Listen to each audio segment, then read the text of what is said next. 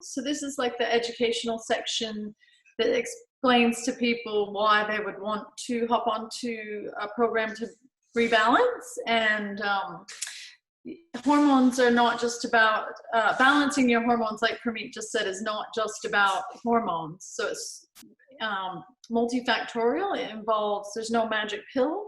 It involves cleaning up a lot of areas of your life. So the circle of life. So your gut health, your food choices, detox, stress levels, your mental health. Genetic orders play a part now because there's a condition that we know about now called MTHFR, which affects how well you can detox. So you end up storing these toxins and hormones. So that has a big impact. Obviously your glands, your thyroid, and as we talked about yesterday, and I'll teach you today, all the toxins in the environment. So although it can be totally overwhelming, again, it's very exciting because we're in control. There's so much we can do.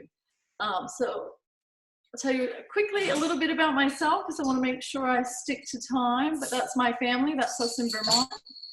And my health journey started about 24 years ago with Drew. The fella in the main hat was born at 25 weeks.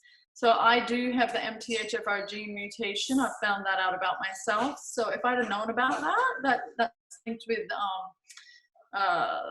premature babies and miscarriage and stuff like that. So, and those are my other two beautiful children, Jacob and Samantha, and my husband, Justin. So from some trauma in our life, we've really been blessed to learn all this stuff and piece all these pieces together for better health. So yeah, your hormones rule everything in your body. So I've learned that. And yeah, one thing is what is happening to our hormonal health. So I've got these slides here that'll keep me on track. But yeah, about 90% of women of reproductive age are experiencing some sort of hormonal problem. So you have to ask yourself what is going on today, because it wasn't like that back in the day. So at the beginning of the 21st century, there was a 1 in 80 chance of developing cancer. So that's just an example of how rare that condition was. And a lot of hormonal imbalance is linked with hormonal imbalance cancer. So estrogen dominance is one. And the statistics today have changed significantly. So the statistics today are 1 in 3, if you live to be 70, will have cancer. And a lot of these cancers we're seeing are hormonally driven now. So a lot of problems going on, but there's a lot of solutions as well. And the solutions are great for our bodies, our children, and the planet. So it's being super proactive is good for everybody. And there's lots of other diseases going on. 2 out of 5 suffer heart disease and stroke. Yeah, huge stuff going on. No hormone is bad. That's a good thing to know. They all have a role in the body. And I'm not a biochemist or a scientist. I've done a lot of reading. One of my favorite people I study is Dr. John Lee. So you can get his books. Yeah, he's written a lot of books. What your doctor may not tell you about menopause, what your doctor may not tell you about premenopause, and yeah, he's an expert in estrogen dominance too. So I followed his work for years. So most of this comes straight from stuff I've learned from him. But you do need your balance, your hormones balanced, and you're never ever going to have perfectly balanced hormones. That's probably not the right word, but that's the word we're going to use today. Harmony is probably more like it. Yeah, because yeah. So yeah, having your hormones in harmony. How's that? So we have to have a healthy point. Yeah, cool. We have to have a healthy ratio. So I do a lot of testing in my clinic now. I'm a nutritionist and a health coach, and I'm really interested in hormones. Obviously, I'm a woman. I have a daughter. I have boys. I'm breathing, so I'm interested in hormones. But we do a lot of testing, and you can see a lot of these balances and the links that they're making to disease. So yeah, a woman shouldn't have low testosterone or low estrogen, and she shouldn't have high testosterone or high. Those are just examples. Either way is not good. You've got your sex hormones. Testosterone's linked with vitality, energy, muscle, libido. Estrogen is the protective hormone. It's made in the ovaries, made from fat cells and in the adrenal glands. So I think progesterone's the precursor to hormones. So cortisol, estrogen, testosterone. So the point is you need to have really healthy hormones, you need your estrogen, progesterone imbalance. So what Dr. John Lee teaches is about estrogen dominance. So I'm gonna skip through some of this because there is a lot of information here. But yeah, no hormone is bad. So yeah, one way to really sort this out is to do a cleanse or a detox.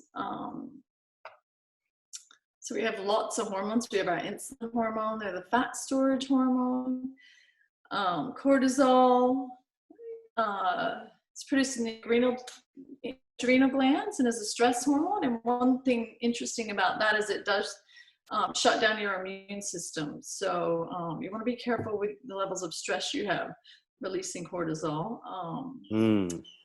Yeah, because too, you think, I recently found out the cortisone is what they give, one of the drugs they give organ transplant patients to shut down their immune system. So especially at this time right now, we have to be very careful with our stress levels and because it's affecting our hormones. Wow. Yeah. So serotonin is the feel-good hormone. And then you have thyroid hormone that affects your metabolism, and leptin's linked with hunger. So, I mean, it's such a big subject, hormones, but this really is just about how much you can help yourself by understanding estrogen dominance. And that progesterone is a safe hormone. So it doesn't it's not a sex hormone really. It doesn't have a sexual characteristic. We know that because babies are bathed in progesterone for 9 months. So baby boys still come out baby boys. Yeah. And baby girls still come out baby girls. So it's a safe hormone to use too. Men make a ton of testosterone and progesterone, a small amount of estrogen. So this is all, again, just lots and lots of facts and stuff on sex hormones, which we probably don't need to run through, so I can get through this. But we do have an epidemic of illness related to hormone imbalance. So due to increased estrogen in our environment, symptoms are much worse than previous generations. One thing is osteoporosis is one of the major concerns, and it used to be considered an old person's disease, but we're getting it in our young women are having it as young as 35 now. So bone density, which I'm really interested in, is linked with your balance of estrogen and progesterone as well. So you used to just think it was estrogen, but now they know you need the right progesterone as well. And this is why, because osteoclasts take away the old bone, you have to have a balance of the osteoclasts and the osteoblasts. So the osteoclasts take away, the osteoblasts fill in the new bone. So a lot of people think it's a disease of just calcium deficiency, but it's not. It's definitely, you want your progesterone levels. They're really good for helping you lay down new bone. So progesterone's sort of getting all the good guy press here, but obviously estrogen is very important as well. It's just when you have too much of it and the synthetic type, it causes problems. So why are hormones out of balance? And our hormones control everything: our mood, our weight, energy levels, hormonal cancers, gut health issues, Crohn's disease, and pain issues. And it's always been linked with women, and maybe being grumpy and things with the hormones are out of balance. However, every man, woman, and child with this hormone estrogen dominance problem really will want to know about this. So it's affecting every man on the planet. Yeah. So we all have hormones. And women, like I said, tend to get picked on, and maybe it's a sensitive issue for us girls, but yeah, it is affecting the guys too, and it's affecting our fertility. I agree with that. Yeah. So estrogen dominance, have you heard much about that from me?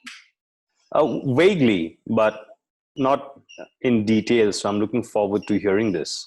Yeah, so this is a subject that, yeah, I kind of think about it a lot. So I'm always trying to make sure I'm not in this. This is actually a condition, estrogen dominance. It causes all sorts of health problems, and there is a lot of them. So don't get overwhelmed, because the solutions are, we've already talked about detoxing the home and all that beautiful in-home cooking that we talked about. But many female health problems occur from hormonal imbalance, typically caused by this condition of estrogen dominance. And all that means is your estrogen and progesterone are out of balance. So too much estrogen in ratio to progesterone. So your symptoms are your premenstrual problems, lots of fatigue, foggy thinking, memory loss, miscarriage, autoimmune problems, sleep problems. This one, breast enlargement, men and women, cycles, irregular cycles, pain. So it's linked with carbohydrate cravings, fluid retention, gallbladder problems, weight gain, fibrocystic breast disease. So I've even explained here, excess estrogen in relation to progesterone causes cells in the breast to accumulate more fluid. So multiply more rapidly and create cysts. So it keeps going. Uterine fibroids. I see a lot of that in my clinic. Low libido, mood swings, depression, acne, blood sugar problems, thyroid problems, miscarriage is more common, and actually being able to hold on to a pregnancy. So if you have too high of estrogen, yeah, that's the problem. Excessive blood clotting, and osteoporosis. So endometrial cancer, that wasn't even a thing in the it's a disease of the 21st century. So it's very painful, and it wasn't even reported in the 1800s. So we explain what's going on. Breast cancers increase in all women, but yeah, lots of young women with cysts, uterine fibroids, and men are even getting breast cancer.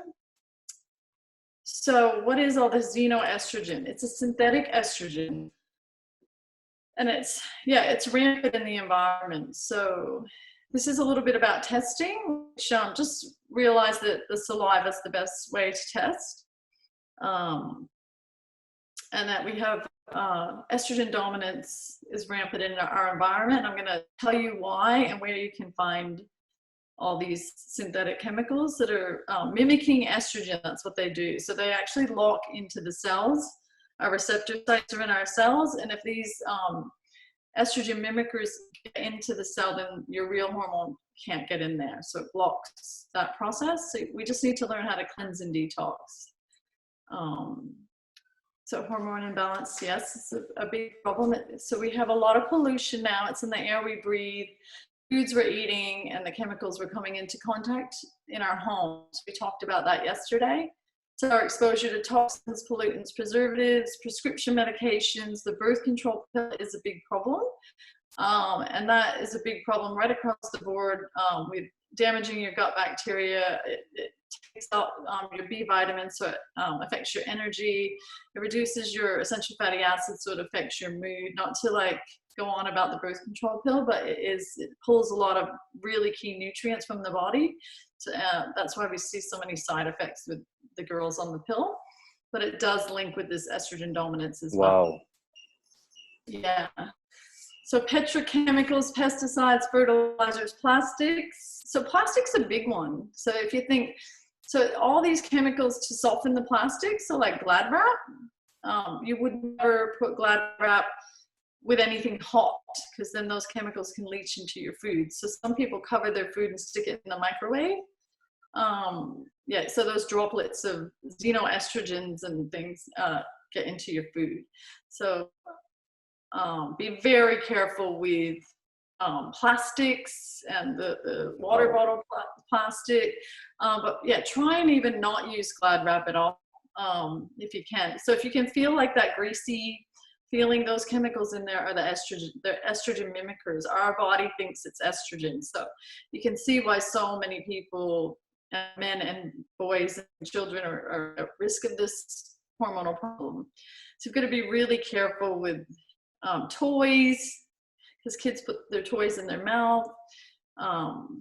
Drink bottles. So formaldehyde is rampant through the home too. So you think particle board in our kitchens. It's absolutely everywhere. This synthetic estrogens and all the chemicals. So if you think chemical, you think it's an estrogen mimicker. So like glues, carpets off gas, our couches, our curtains. It's really quite overwhelming, especially if you're moving into a new house.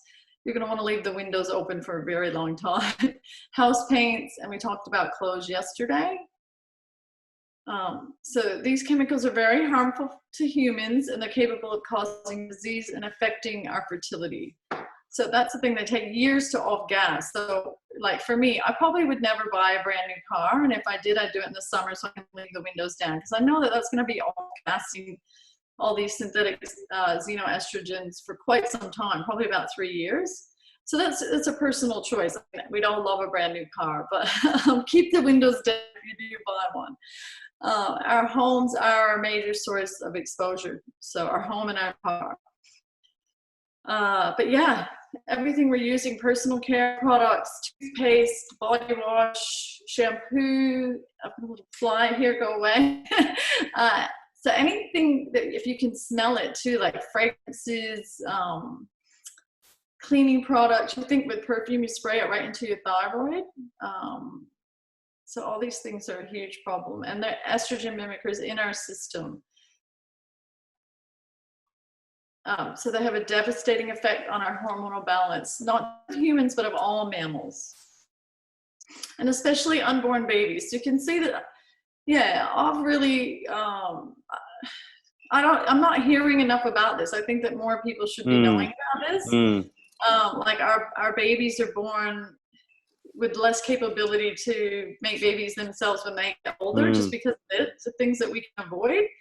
So I find it frustrating, and I think it's only fair to try and keep everybody as healthy as they can be, because all of this stuff is avoidable. So it can be overwhelming, but it's also like, all right, I can do something about this. I can make changes at home. So I think people need to know what's going on, and I'm really not hearing, I mean, I'm in the health industry and I'm not hearing many people talking about this. So even if they are discussing hormones, they're not talking about this section very much. They're more talking about gut health, liver health, exercise, meditation, all those other things. But we got to stop the exposure. That's what we need to do to these synthetic estrogen mimicking chemicals, and then you don't have to worry much about the detoxing and things like that if you stop exposing yourself to this in the first place. So that's why we need to know where everything's coming from. Most of the exposures are avoidable. So, that's why I have the Modere picture there, because they have the Live Clean philosophy. And so you can get a lot of your safe toothpaste, shampoos, and all that from them, as well as you can get your hormone balancing herbs and liver products and gut healing products and supplements and stuff as well. So that they've been a good source. So stress is a big one. It increases your stress hormone cortisol, and it increases your estrogen. So you have to take on meditation and deep breathing. Because when you're deep breathing, do guided meditation if you're a beginner.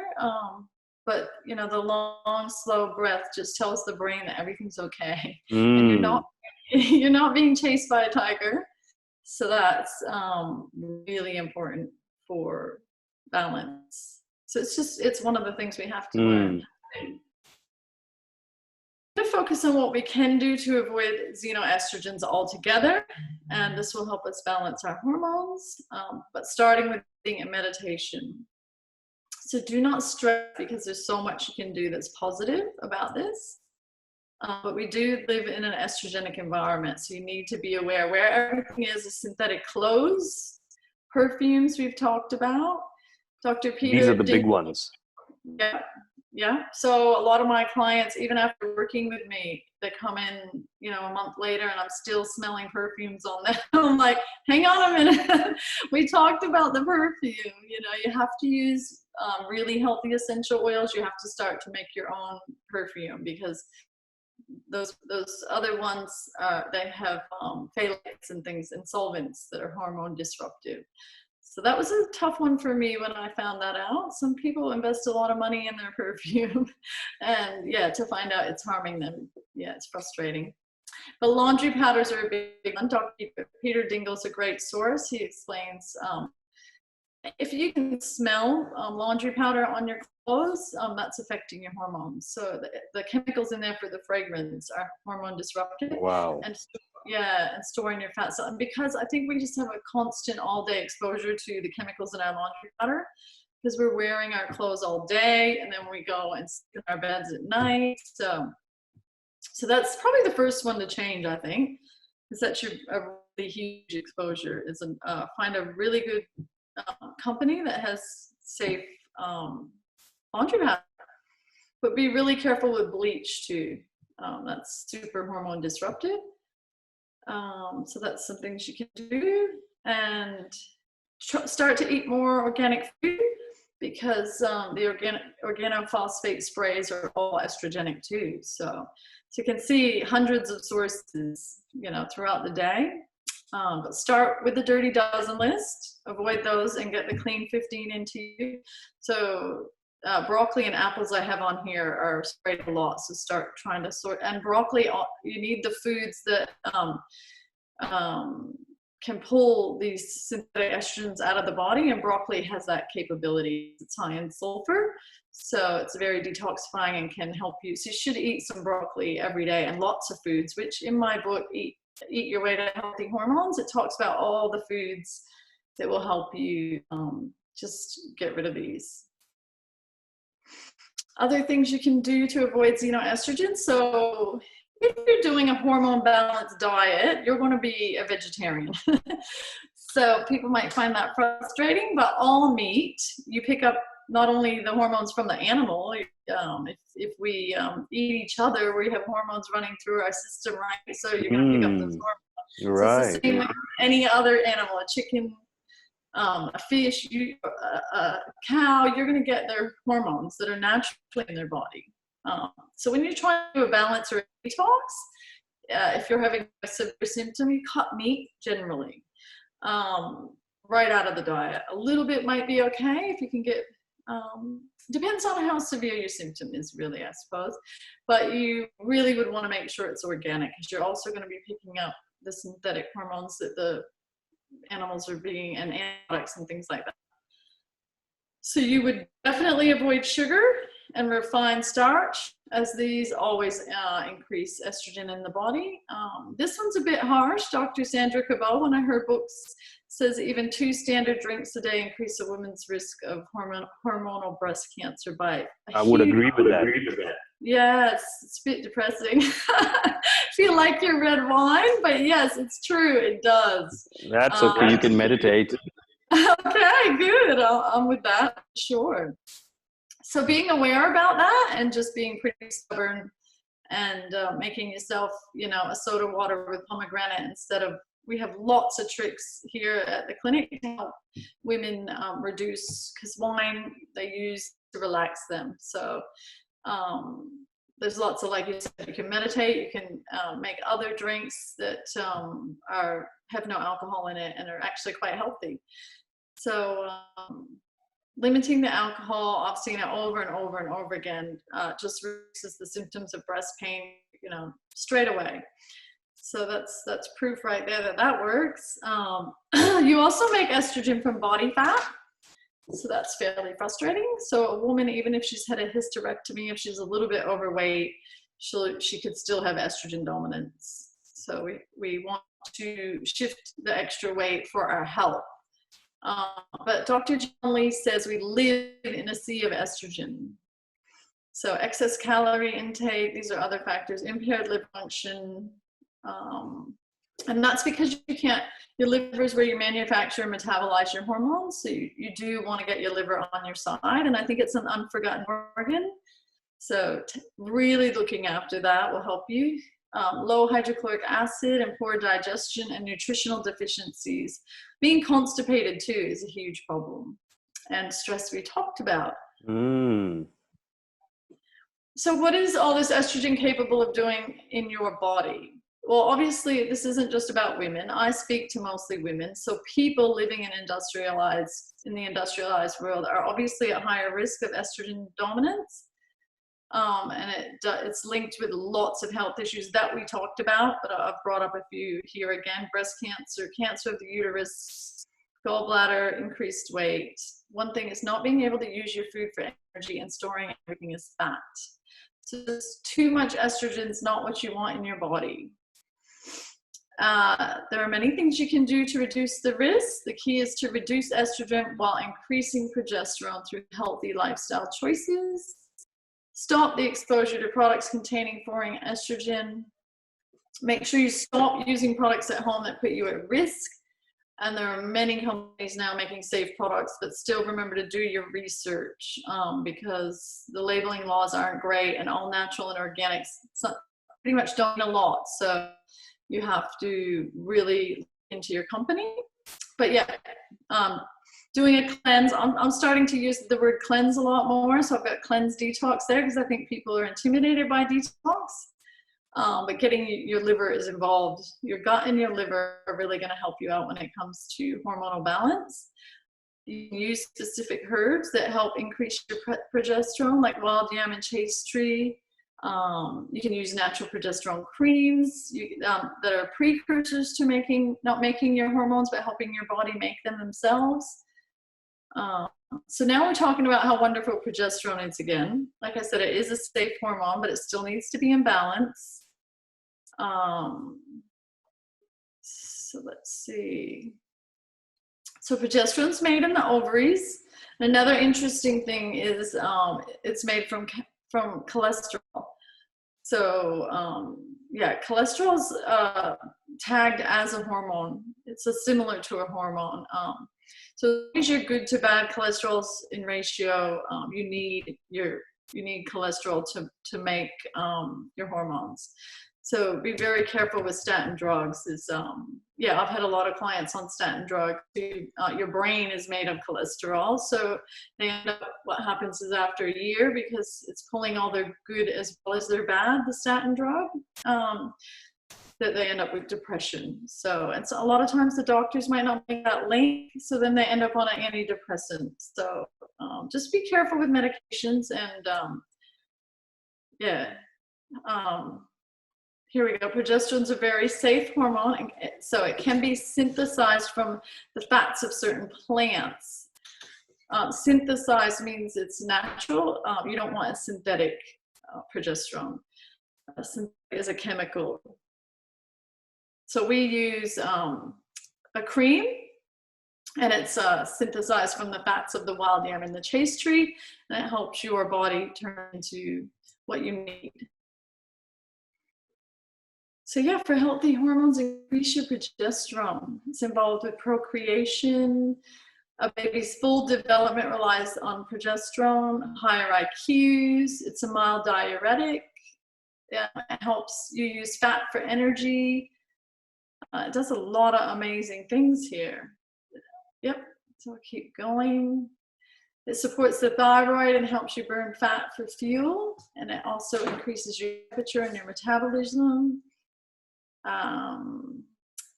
So low progesterone is often mistaken for low thyroid. If a woman's temperature is low and she's tired all the time, no matter what she eats, it doesn't necessarily mean she has a low thyroid. It can mean low progesterone. And Dr. John Lee found that a lot of his clients on thyroid medication were actually misdiagnosed and were low progesterone. So it normalizes blood clotting. It's more common in women. Blood clotting is more common in women with unopposed estrogen. So that's what you don't want, is unopposed estrogen. You want that progesterone there to keep the balance. Strokes are higher in women with unopposed estrogen. Progesterone helps prevent strokes and blood clots. Progesterone normalizes zinc and copper, which I actually had high copper and low zinc, so I understand this. And it was probably another reason why I got so interested in this. But yeah, if you're in that situation, it can affect your mood a lot. So high copper, low zinc. So the copper pulls the zinc all the time. Estrogen increases a protein in the blood that holds on to the copper. So it's estrogen dominance that I had, which was causing that. And you can easily test that too. So the copper in the blood prevents the zinc from being absorbed. A shift in copper and zinc will affect your neurotransmitters in the brain. So that's makes you be a little more negative, fly off the handle, feel sad. So I don't think a lot of people with mental health maybe are making that link. They're ending up on, so that's another huge subject is mood. Yeah. It's a really helpful hormone. It protects against breast fibroids, all those diseases, all those hormonal diseases. It protects against cancer, endometrial cancer, ovarian cancer, bone health. Remember, estrogen is only bad when it is not in balance with progesterone. So we'll talk about the solutions now. If your body making enough of its own, is making too much estrogen, you might not be able to do anything about that, but you can avoid the xenoestrogens easily. And just by doing that, that'll help raise your progesterone. Yes, we're on a polluted planet, but we have a lot of control. So this is an easy first step, detox your bathroom. So we talked about a lot of this stuff that is the problem, and you can easily convert to non-toxic there, and overnight you've stopped a huge amount of exposures. You can do a detox or a cleanse. One thing for sure, you can't be constipated because you're storing toxins. So we need to be able to get rid of these xenoestrogens through our urine and our bowel movements. So if you're only going once, that's still considered that you're holding on to things and you're constipated. So this is the diet. It's a vegetarian diet. It's a plant-based diet that's going to help you with your hormones and the right amount of good fats. And you can have a tiny bit of meat in there depending on how severe it is. If you had a cancer, I would probably go vegetarian 100%. 80 to 90% salads and cooked veggies, 10 to 20% healthy organic meat. Limit dairy, as we said, that's quite estrogenic actually. So it might be hard because we do have habits with our food, but it's not forever. Once you get back in balance, you can integrate some of your favorite foods that you might have had to take out once in a while. So it's not what you do all the time that's going to get you. It's not what you do sometimes that's going to get you, is what I want to say. If you want to have something that you perceive as a treat, occasionally once you're better, that's fine. So exercise is massive too. It helps you get the lymph going and helps you sweat out these toxins. So Philip Day says something amazing. He is a researcher, and I was so happy when he said that, run around. You don't even have to run around. As long as you can get a little sweat up for about 15 minutes a day, that reduces getting those toxins. They've proven that reduces breast cancer by 50%. So if you just sweat a little bit every day, that just helps get rid of toxins. So just simple things like these. So suggested forms of exercise are Pilates, yoga, and walking. And also too, your liver health is a major key. So obviously we can't go in depth about all these subjects, but you need to, as long as you know what the focus is, you can start to research and even hop onto our program if you're interested. So we need 90 nutrients a day to heal and repair and break down toxins.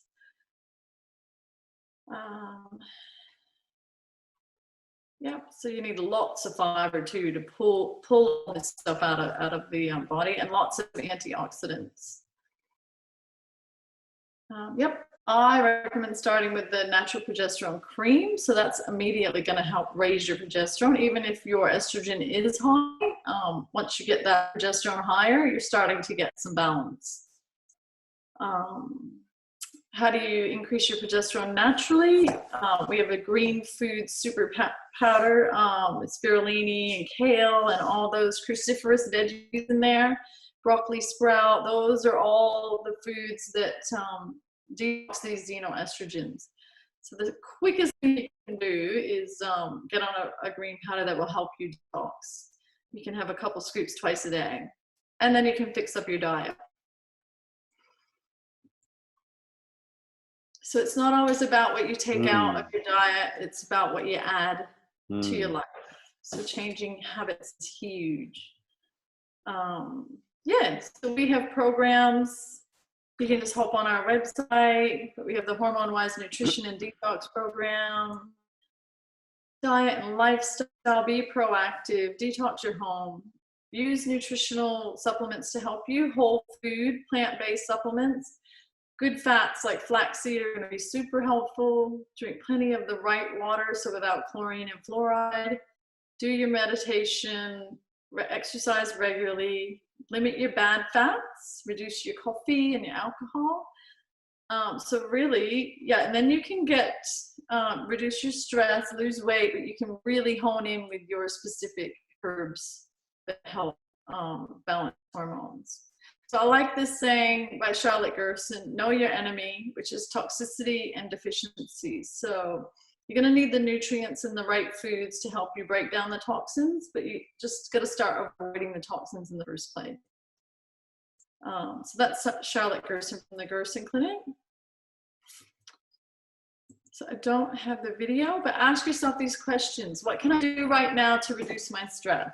So that's easy, you know, take 3 deep, slow breaths. Start to meditate, read 5 minutes out of a positive book. What can I do right now to help my hormones? Am I doing enough in my daily routine to avoid these xenoestrogens? Am I having enough nutrition in my diet to help me detox xenoestrogens?